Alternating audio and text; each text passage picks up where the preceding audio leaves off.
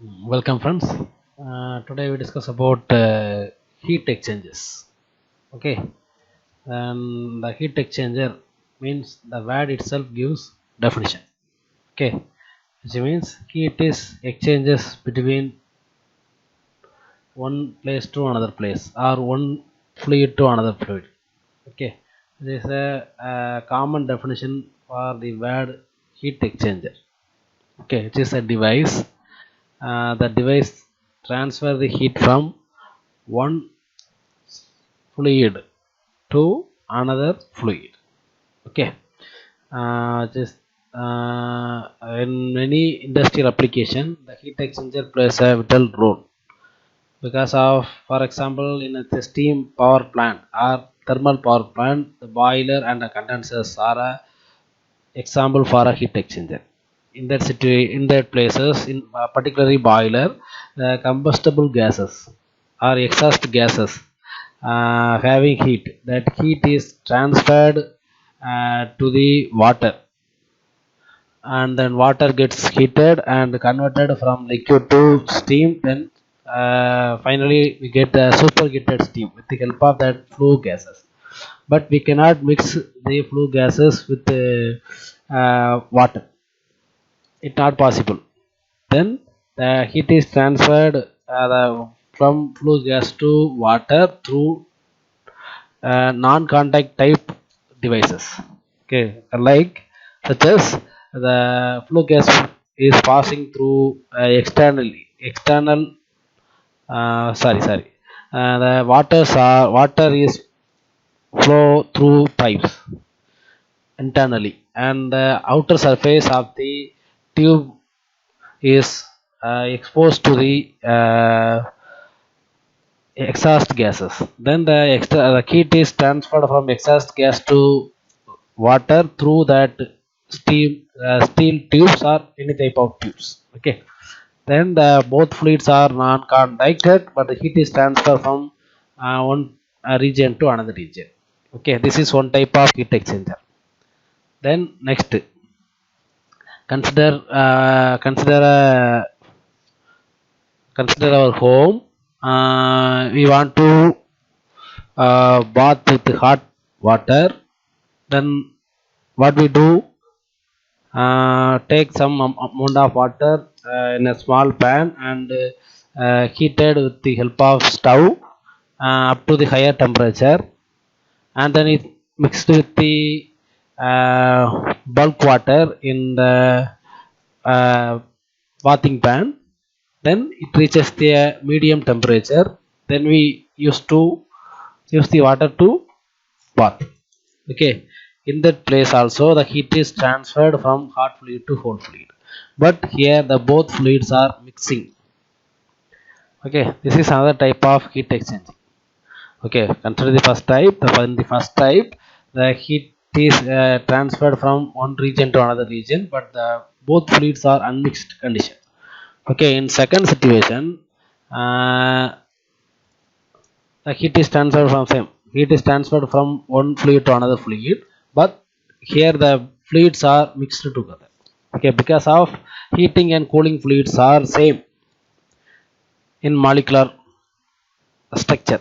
Okay, in that second situation. Okay, for the situation we have mixed with the two fluids. Okay, and then structural construction or construction wise, the first one is complicated and second one is very simple. Okay, we don't need any structural construction. But in the case of first case, which means the boilers having a definite structure, the path needed to the external hot flow gases passing, and path needed to the internal water flow passing. Okay, this is the main or small introduction about the heat exchanger. Now we go to the concepts.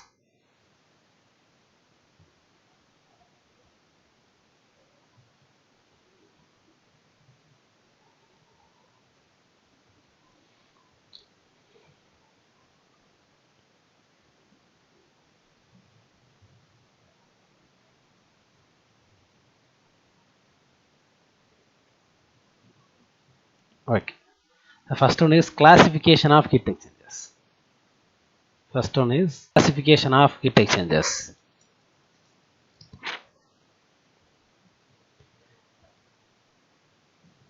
Then first case, according to the heat transfer process.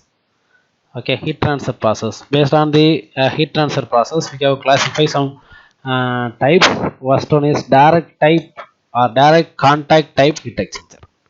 Okay, is the best example for water heating in our home.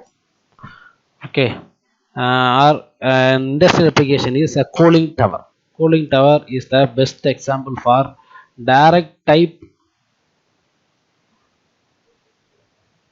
contacts heat exchanger. Okay, they are telling in this type of heat exchanger the two immersible fluids at different temperature are come in direct contact. For the heat exchange between two fluids, one fluid is sprayed through the other. Okay, cooling tower, jet condensers, and desuperheaters, open feed water heaters, and scrubbers are the best example of such heat exchangers. Okay, I show one diagram. It clearly gives a definition for direct contact type heat exchanger. In the diagram, see the diagram.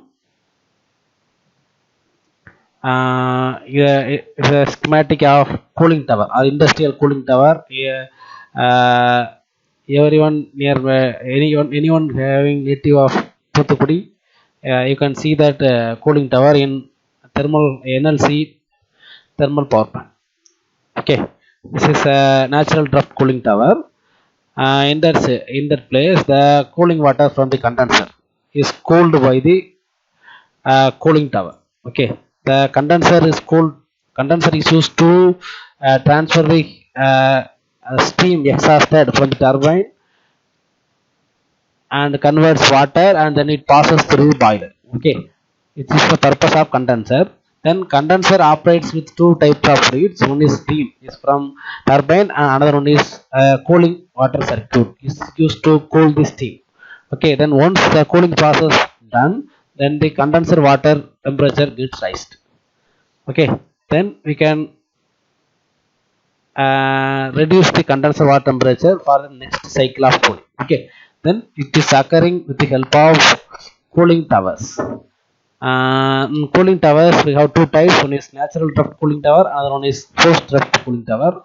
In natural and forced, both the situation, both fluids are mixed. Okay, in that situation, the air is and the hot water from the condenser is sprayed from top to the bottom in the heat exchanger unit. Then the atmospheric air is flow through direction. Then air and fluid both are mixed. Then the cold air gets the energy from the hot water and cool the hot water. Then the hot air is passed away from the from the top surface of the cooling tower, and the condensed cooled water is stored in the body cooling tower. Then it's pumped to the condenser for again further cooling process. Okay, then the cycle is continuously rotating. Okay, then here the air and fluid is the two fluid mediums, but in the situation the direct heat exchanger. But we can use the both fluids are independent of one another. It is the both fluids are do not react with each other, which is the best, which is the constraint for the direct contact type heat exchanger. Which means air is not affected by the water, and water is not affected by the air. Okay, this constraint is for the direct contact type heat exchanger. Okay, for example, we cannot mix the air and water. Oil and water.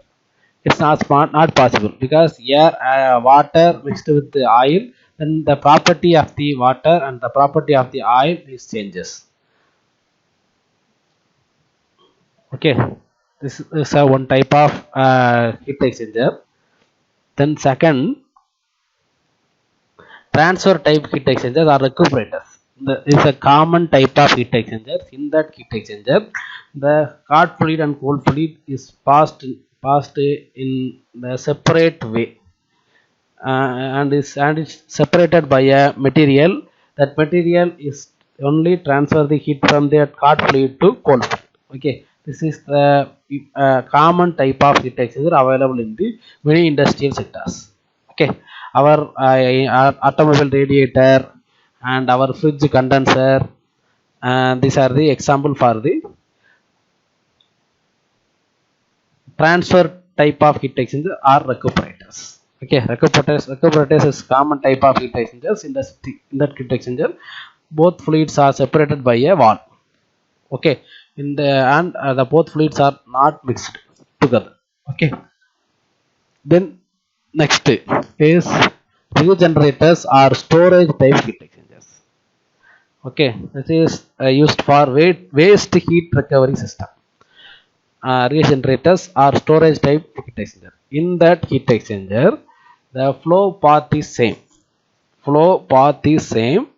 Okay, the fluids are in fluids are that we have in that heat exchanger also having two fluids, but that two fluids are unmixing condition, because one fluid is air and another fluid is exhaust gas.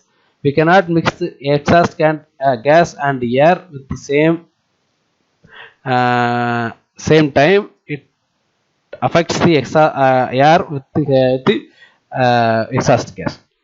Okay, therefore in that situation, but we are using this type of heat exchanger for waste heat recovery system. For example, the engine, our bike or engine, our car develops exhaust gas. That exhaust gas having certain amount of energy. For example, the temperature of exhaust gas is nearly 350 degrees Celsius, and the atmosphere temperature is nearly 50 degrees Celsius. Then we have lost much amount of heat to the uh, surroundings. Okay, then with the help of this type of heat exchangers, we can save that energy, and we can save that energy and use a different application. Okay, then in regenerator concept, the air and exhaust gases, this is one side of application. Okay, are passed in a single way, but condition is both fluids are unmixed condition, which means, see that diagram. In the diagram, these are the heat absorbing or heat storing materials. For example, bricks, stones, and some of type of heat absorbing material. Okay, these materials are absorb the heat from the hot fluid case and store and sustain the particular time. Okay, then first the hot fluid, which means the exhaust gas, is passing through one place to from to this. Then the heat absorbing materials absorb the heat and hits hot. Okay, then we shut off the hot fluid passing or flowing. Then we open the cold fluid in. Then the cold fluid, which is air, is passed in same path and absorb and gets the heat from that heat absorbing materials, and then passed out. Okay, then one cycle is over. Then again I open the hot fluid, and the fluid supplied to the heat absorbing material, and the heat absorbing material heat energy, and then passes to the exhaust pathway, and then we shut off the hot fluid inlet. Then we open the cold fluid in. Then the whole fluid is passing over that heat absorbing segment and get heated, and which is used to another application. Okay, which is the concept of regenerators. Okay, in the situation, the both fluids are unmixed condition, but the pathway I say. Okay, see the difference. First, the direct contact type is the both fluids are mixed. Okay, there is no different pathways. Okay, from the bottom the air is flows upward, and from the top the water is sprayed from to downwards, then both fluids are mixed, and the hot air is air is taken from air is take the energy from the hot water and goes upward, and the contents are cooled water is goes downwards. Okay, in this situation the both fluids are mixing. Okay, in second case, that is recuperator, the both fluids are unmixed condition and it is separated by a material. Okay, through that material only the heat is transferred from this to this. Okay, and the regenerator concept is totally different. Here the pathway is same, and but two fluids are unmixed condition. Okay, it is the integration of direct contact type and recuperator contact type. Okay, here the hot fluid is passing certain duration of time, and the hot fluid once stops, the whole fluid passing certain duration time in a same segmental area. Okay, which means the segmental area consuming or absorbing energy from that hot fluid and delivering the energy to the cold fluid. Okay, which is then segmental area plays a vital role in regenerator concept. The segmental area having capacity to absorb the energy and withstand the energy for a certain time, then only that energy is transferred to the cold fluid. Otherwise that energy, the stored energy is suddenly losses, which means there is no energy in the absorbing segmental area. Then once we set up the hot fluid and once we open the cold fluid, then the cold fluid is not able to absorb the energy. Okay, then we get that this which is not met our requirement. Okay, therefore the heat absorbing material is important for regenerating type of heat exchangers.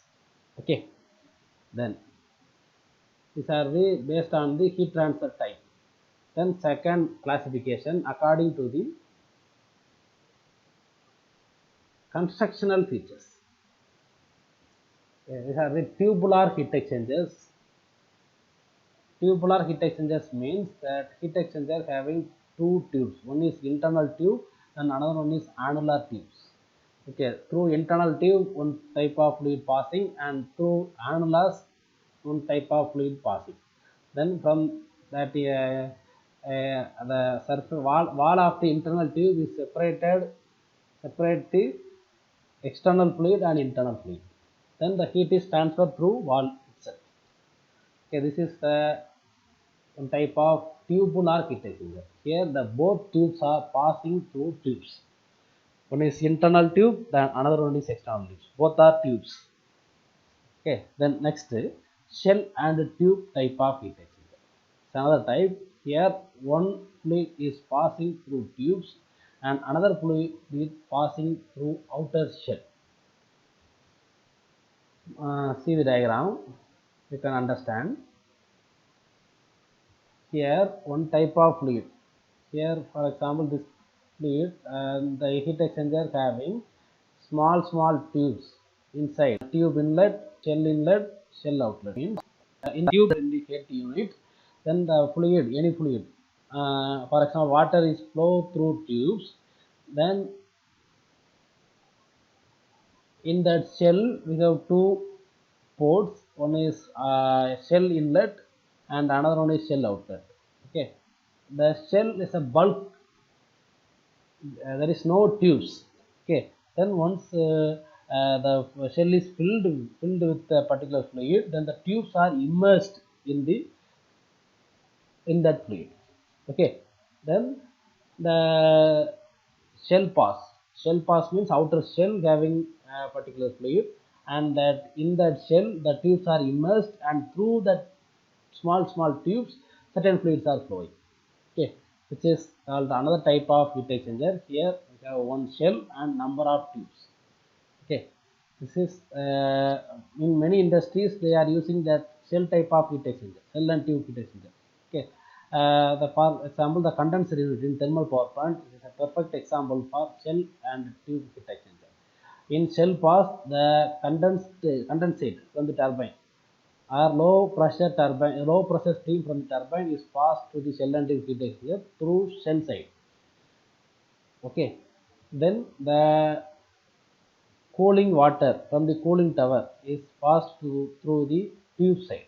Then the cooling water gets the energy. Then the cooling and the tubes are immersed in the shell side. Then the shell side steam is cooled and converted to the water with the help of that tube side cooling water from the cooling tower. Okay, then the condensate is collected in the shell side and goes out through the shell outlet path and is transferred to the boiler with the help of pump. Then the fluid to use the cool the condensate from the turbine, which is cooling water is from the cooling tower, is passing through the tubes and gets the energy from that condensate and temperature rises. Then the hot water is goes to the condenser cooling tower again. Okay, this is it is the another type of heat exchanger. Then next, these are the types of heat exchanger. One shell pass and two tube passes. Shell is outer shell and tubes, two tube passes. And here two shells and two tube passes. Then the last one is filled tube heat exchangers. Filled tube heat exchangers, all of us, majority of us having bike and high speed bikes having oil cooling system. The high speed bike having oil cooling system. The oil in that oil cooling system, we have one cooler unit is in front of engine. Everyone should see. Okay. In that unit, that cooling oil from the engine is passed through that unit and that it's cooled, then is again passed to the engine for further cooling. Okay, then that heat exchanger is placed in front of the engine. Then the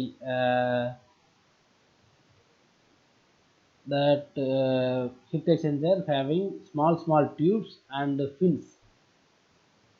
Through that small tubes, the cooling oil from the hot cooling oil from that engine is passing, and that hot cooling oil is cooled by the atmospheric air through the small holes in between the fins. Okay, in the situation, the fins and the air and the oil is not mixed together, but the air is contacted with the fins. Then the fin absorbing the through that fin, the air is absorbing the energy from the internal cooling oil. Okay, likewise that heat is transferred from the internal flow cooling oil to the external flow hot air. Okay, then the cooling oil is reduces its energy or loses its energy and reduces its temperature, and it then passes to the engine for again for further cooling. Okay, likewise the cycle is continuous. This type of heat exchangers are also available in the market. Okay, then third classification is according to the flow arrangement. Then first one is according to the heat transfer, second according to the construction, then according to the flow arrangement. First one is heat transfer, means direct contact and indirect contact, which is recuperator, and integration of direct contact and indirect contact, which means heat absorbing materials, or the name is regenerator. The fluid flowing through same path, but periodically we can shut off one fluid to another fluid. Simultaneously, we cannot send that same fluid, two fluids in that heat exchanger. It is not possible in regenerator concept. In regenerator concept means once the hot fluid is flow through the same path and the heat is absorbed by that material available in that in that unit, and then once we want to send the cold fluid, we must shut off the hot fluid inlet, and then we open the cold fluid inlet, then the heat is transfer from that heat absorbing material to air and gets its rise to temperature. Okay, which is the main concept of regenerator arrangement. Then second classification is according to this type. In the type we have three classifications. One is tubular, another one is shell and tube, and the third one is pinned tube. Okay, this is structural. Then here third criteria is according to the flow arrangement. Okay, in that situation we have one parallel flow. In parallel flow, the consider the tubular heat exchanger, which means we have two tubes. Through internal tube one fluid is flowing, and through another fluid flowing. In parallel flow concept, the both fluids are flowing in same direction. Okay, see the diagram. Hot fluid in and cold fluid in. In heat exchanger segmental area, the hot fluid and the cold fluid in same direction. Okay, in that situation the heat is hot fluid in having highest temperature and cold fluid in having lowest temperature. Then if length increases, the temperature of the cold fluid is increases and once length increases, it reaches nearer to it. For example, hot fluid is nearly 100 degrees Celsius. Then it passes to the heat exchanger. This temperature decreases, fluid and cold fluid is continuously decreasing. Okay, this is a parallel flow concept. Then for lower temperature difference, the length of the heat exchanger must be long, which is the constraint for a parallel flow heat exchanger. If you increase the effectiveness or efficiency of the parallel flow heat exchanger, then we have to increase the length of the heat exchanger in parallel flow concept. In counter from LHS to RHS, and then cold fluid is from RHS to LHS. Refer the diagram.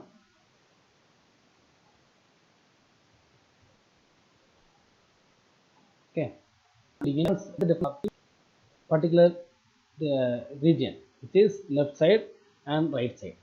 In parallel flow condition, in right side or left side and right side having same flow, which is in left side hot fluid inlet and cold fluid inlet. In right side hot fluid outlet and cold fluid outlet. Okay, inlet is in the particular region and outlet is a particular region. But in parallel flow condition, counter flow condition, LHS are one side having inlet as well as outlet. For example, hot fluid inlet means cold fluid outlet.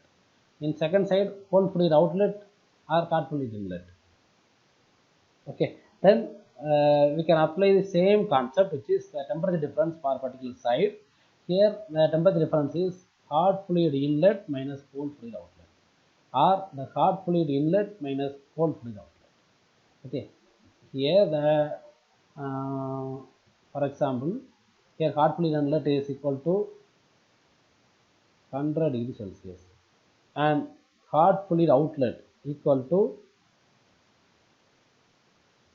60 degrees Celsius, and here cold fluid inlet is equal to 40 degrees Celsius and hot fluid outlet equal to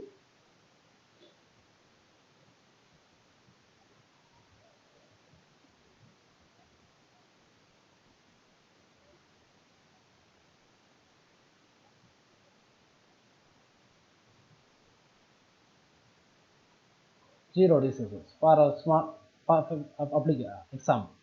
Then here the temperature difference is same in all places. For example, 100 minus 60 equal to 40 degrees Celsius del T, and here 40 minus 0 is equal to 40 degrees Celsius. Okay, then in that type of heat exchanger, it is the temperature difference is independent of length. Okay, but in parallel flow condition, the temperature difference is continuously decreasing with length. But in parallel counter flow situation, the temperature difference in between from inlet side and exit side for any of the fluid is same. Okay, which means the hot fluid inlet minus cold fluid outlet is one side of flow arrangement, and another side of flow arrangement is hot fluid outlet port and cold fluid inlet port. Then we want to find out the temperature difference for hot fluid inlet minus cold fluid outlet, and cold fluid outlet and hot fluid inlet we have the same value. Okay, because of the flow arrangement. Okay, and in that situation the temperature difference is independent of length of the tube. Okay, then the counterflow arrangement gives the maximum efficiency. Okay, but construction wise very difficult, but the counterflow gives the maximum efficiency because of that heat exchanger at any place the del T value is same. Okay, because del T is the major the major part of the heat transfer concept. Okay, because Q equal to mcp delta T. Then Q, when we want to increase the Q, then we want to increase the delta T. Then in parallel flow condition the delta T value is continuously decreasing. Then we cannot improve the efficiency from for particular extent. But in the case of counterflow condition, the del T value is independent of length. Then start gives the efficiency when compared to parallel flow condition. Okay. Then next, cross flow. Cross flow means, see the diagram.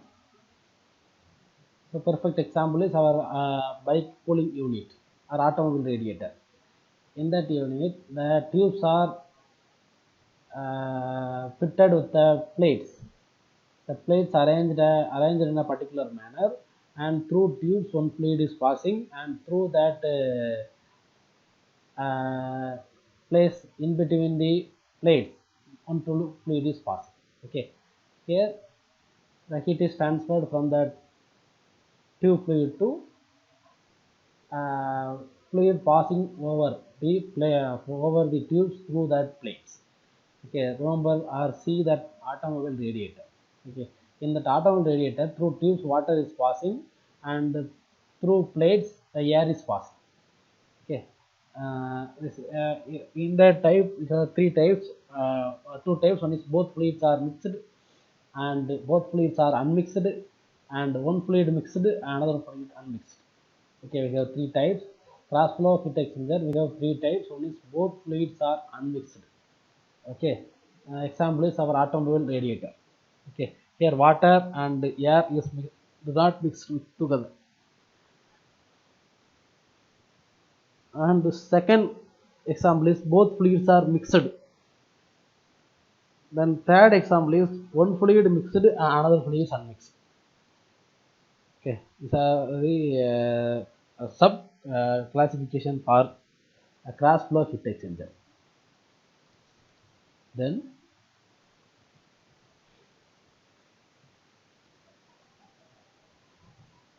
see the diagrams. Graph between delta T and temperature, length from inlet, length of the heat exchanger. For parallel flow heat exchanger, the temperature difference, which is here hot fluid inlet. Initially the hot fluid is having maximum temperature and cold fluid having lowest temperature. Then when it passes through the heat exchanger, then the cold fluid temperature increases due to the energy taken from that hot fluid. Then the hot fluid temperature automatically decreases. Then the del T value is continuously decreasing, and we have the del T2 value is less than the del T1 value. Okay, then the del T value is not same in the parallel flow heat exchanger. It changes with the length of the heat exchanger. Okay, then the second case, the counterflow heat exchanger. Here the hot fluid out and cold fluid in, which means the cold fluid inlet, hot fluid outlet. Okay, then that cold fluid inlet in that whole fluid taken the energy for the hot fluid outlet. Okay, listen here. The cold fluid inlet take the energy from the hot fluid outlet. Okay, then that cold fluid outlet in the region of hot fluid inlet, which gives the nearly same temperature difference for inlet and outlet of a particular respective fluids. Okay, which means the cold fluid inlet, cold fluid outlet, or hot fluid inlet and hot fluid outlet. Okay, in any place the temperature difference is same. Delta T equal to delta T is nearly same. Okay, but in which means that delta T value doesn't depend with the distance. Okay, this is the major advantage of the counterflow heat exchanger. The advantage means we can achieve the same application with the lower length of heat exchanger when compared to parallel flow heat exchanger. Okay, then which gives maximum effectiveness also, because del T is the major role. Then at the inlet the del T value is higher in parallel flow, at the outlet del T value is lower. Okay, which means at the inlet the effectiveness of the heat exchanger is higher, at the outlet the effectiveness of the heat exchanger is lower. But in the case of counterflow, the del T inlet and del T outlet is moreover same, which means in all places effectiveness of the heat exchanger are graph. Here we have purpose we have used condenser and boiler. Already I said what is condensation and what is boiling. Condensation means that condensate or saturated steam is converted to saturated water, and boiling means that water is converted to steam. Okay, then in industries they are using both, which is condenser as well as boiler. Okay, in that situation one fluid having same temperature and another fluid is having the different temperature, because during the boiling the water doesn't changes its temperature, it changes only phase from liquid. And during condensation also the steam is changes to the water but at a constant temperature. The duration, the situation, the temperature remains constant. Okay, therefore boiling and condensation in the segment also having two types of fluids. One is the application fluid and another one is that cooling fluid or heating fluid. Consider the boiling unit. The water is converted from the liquid to steam with the help of hot fluid gases. Okay, therefore here we have two fluids, one is hot fluid gases, another one is water. Okay, then the water having lowest temperature and hot fluid having higher temperature, but the water temperature is not changed in the boiler, because during that boiling process the water temperature remains constant, for example 100 degrees Celsius. Then only changes the water is changes its phase from liquid to gas. Okay, therefore during that time the boiling fluid which is water, okay, is at the same temperature, which means boiling fluid inlet which is equal to boiling fluid outlet, which is same. But in which is especially for boiling condition. Okay, but different situation it's not acceptable, because for example the water at 70 degrees Celsius is not boiling in atmospheric pressure, then it is passes through the heat exchanger, but definitely the which temperature is raised. Okay, but in water is a saturation condition inlet, it doesn't changes its temperature, it changes only phase. Okay, therefore the boiling fluid changes its phase only. During that boiling process temperature remain constant. Okay, therefore the boiling inlet and boiling outlet temperatures are same. Okay, then the heat is transferred from hot fluid gas to uh, boiling water. Then the hot fluid doesn't change its phase, then hot fluid loses the energy and supply the energy to the water. Then hot fluid temperature is continuously decreasing. Okay, therefore one segment is loses its energy due to the losses of energy, the temperature reduce, and another segment is gain the energy, and due to the gaining of energy changes its phase instead of temperature difference. Okay, but in common situation, hot fluid loses the energy and reduces its temperature, and cold fluid gain the energy and increase its temperature. Okay, but in boiling situation, the cold fluid gain the energy and changes its phase, therefore the temperature line is a straight line irrespective of length. Okay, and hot fluid alone the loses the heat, then temperature of the hot fluid is continuously reduces. Okay, then same concept vice versa in condensation. In condensation, the cooling water having lowest temperature and condensate from the turbine, or exhaust steam from the turbine having highest temperature. Okay, but the steam is not changes its temperature, it changes only from steam phase to liquid phase. Okay, therefore the condensate or condensing fluid having same temperature, therefore it have, but it is the highest temperature, because that here the process is cooling, therefore the cooling fluid absorb the heat from the condensing fluid and the condensing fluid is condensing. But in the boiler condition, the boiler water gets boiled, therefore heat absorbing process, therefore the boiler water having low temperature when compared to hot fluid gases, and the condenser temperature is higher when compared to the cooling water. Then with the application of cooling water, the condensate or steam is condensed in the condenser and is converted from steam to water and then supplied to the another application. Okay, therefore here the cooling water temperature is decreased. For example, cooling water temperature is equal to 40 degrees Celsius, and once it's absorb the energy from the condensing fluid, then its temperature rises for a certain extent, for example 50 degrees Celsius, and then it passes to the cooling tower, and the temperature is cooled by the cooling tower, and then again it passes to the condenser unit. Okay, then here the condensing fluid is same temperature from inlet to outlet of the heat exchanger, but the cooling fluid is a water to condense the steam from the exhaust turbine is vary. Okay, both this is a beautiful concept for boiler and evaporator condenser. Okay, both are heat exchangers, but in here the one line is a straight line, which means the temperature of the particular one fluid is not changed from inlet to exit of the heat exchanger. Remaining fluid temperature alone changes.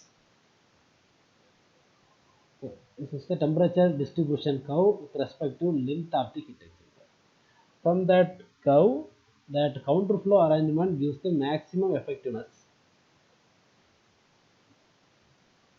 These are the temperature distribution of the heat exchanger